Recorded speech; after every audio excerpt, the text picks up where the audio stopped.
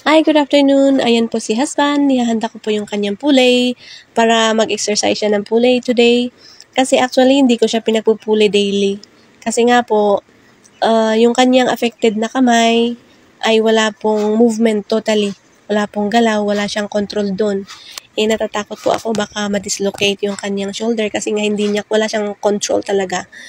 Actually, pagka hindi gumagalaw yung kanyang right arm, ay bumaba siya talaga, halatang bumaba siya yung kanyang kamay.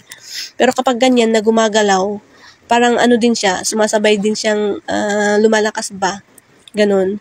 Actually, naka-frontal camera itong aking pinagkukuha ng video, kaya parang yung right niya yung affected, pero hindi po. Yung left po yan, hindi po naka-mirror ang camera ko. Kaya ganyan. Yan, sa mga nagtatanong po, bakit hindi ko pinagpupuli lagi, ayun po yung dahilan. Dahil nga po, hindi niya makontrol yung kanyang kamay. Wala siya total control talaga, as in, zero. Hindi niya makontrol, kaya hindi ko pinagpupuli lagi. Yun po. Thank you for watching. God bless.